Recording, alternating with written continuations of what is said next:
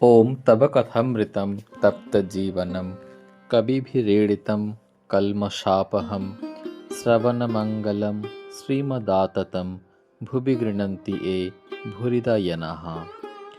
সাকার নিরাকার ঠাকুর শ্রীরামকৃষ্ণের রাম নামে সমাধি। এইবার ঠাকুর শ্রীরামকৃষ্ণ ভক্ত সঙ্গে ঘরের উত্তর পূর্ব বারান্দায় আসিয়াছেন। ভক্তদের মধ্যে দক্ষিণেশ্বরবাসী একজন গৃহস্থ বসিয়া আছেন। তিনি গৃহে বেদান্ত চর্চা করেন। ঠাকুরের সম্মুখে শ্রীযুক্ত কেদার চাটুর্যের সঙ্গে তিনি শব্দ ব্রহ্ম সম্বন্ধে কথা কহিতেছেন। দক্ষিণেশ্বরবাসী, এই অনাহত শব্দ সর্বদা অন্তরে বাহিরে হচ্ছে। শ্রীরামকৃষ্ণ: শুধু শব্দ হলে তো হবে না, শব্দের প্রতিপাদ্য একটি আছে। তোমার নামে কি শুধু আমার আনন্দ হয়? তোমায় না দেখলে 16 আনা আনন্দ হয় না। দক্ষিণেশ্বর নিবাসী: ওই শব্দই ব্রহ্ম, ওই অনাহত শব্দ। শ্রীরামকৃষ্ণ কেদারের প্রতি: ও, বুঝেছ, এর ঋষিদের মতো। ঋষিরা রামচন্দ্রকে বললেন, হে রাম, আমরা জানি তুমি দশরথের বেটা। ভরদ্বাজাদি ঋষিরা তোমায় অবতার জেনে পূজা করুন। আমরা অখণ্ড সচ্চিদানন্দকে চাই। রাম এই কথা শুনে হেসে চলে গেলেন। কেদার: ঋষিরা রামকে অবতার জানেন নাই, ঋষিরা বোকা ছিলেন। শ্রীরামকৃষ্ণ গম্ভীরভাবে: আপনি এমন কথা বলো না, যার যেমন রুচি, আবার যার যা পেটে সয়। একটা মাছ এনে মা ছেলেদের নানা রকম করে খাওয়ান।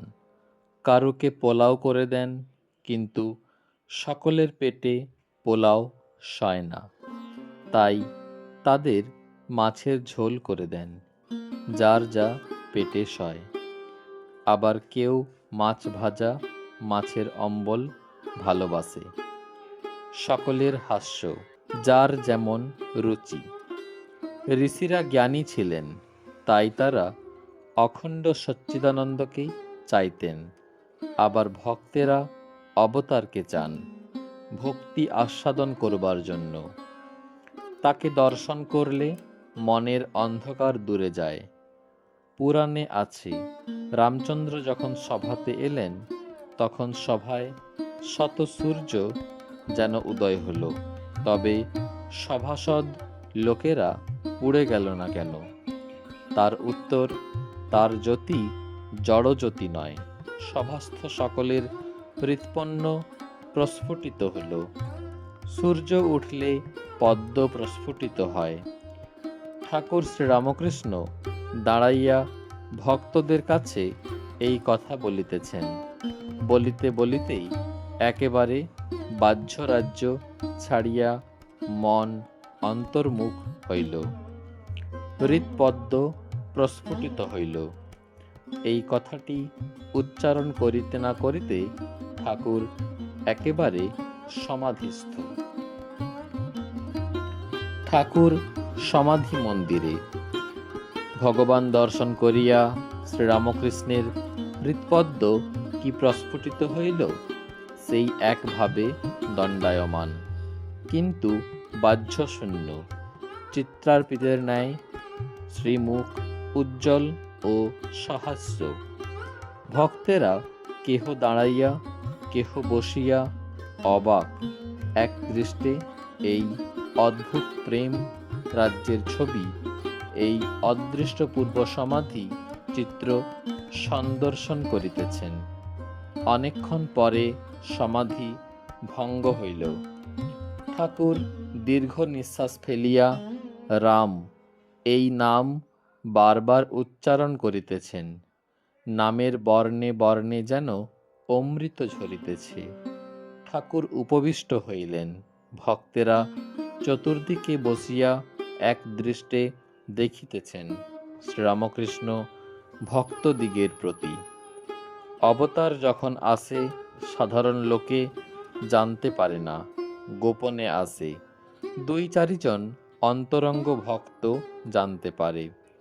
রাম পূর্ণ ব্রহ্ম, পূর্ণ অবতার, এ কথা 12 জন ঋষি কেবল জানত।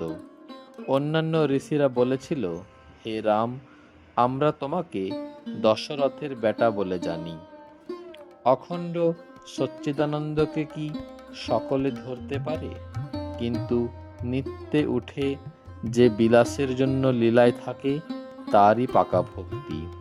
বিলাতে কুইন অর্থাৎ রানীকে দেখে এলে পর তখন কুইনের কথা, কুইনের কার্য, এ সকল বর্ণনা করা চলতে পারে। কুইনের কথা তখন বলা ঠিক ঠিক হয়। ভরদ্বাজাদি ঋষি রামকে স্তব করেছিলেন আর বলেছিলেন, হে রাম, তুমি সেই অখণ্ড সচ্চিদানন্দ, তুমি আমাদের কাছে মানুষ রূপে অবতীর্ণ হয়েছ। বস্তুত তুমি তোমার মায়া আশ্রয় করেছ বলে তোমাকে মানুষের মতো দেখাচ্ছে। ভরদ্বাজাদি ঋষি রামের পরম ভক্ত, তাদের ভক্তি পাকা ভক্তি। ওম নিরঞ্জনং নিত্যমনন্তরূপং ভক্তানুকম্পাধৃত বিগ্রহং বৈ ঈশাবতারং পরমেশমিড্ডং তং রামকৃষ্ণং শিরসা নমামঃ।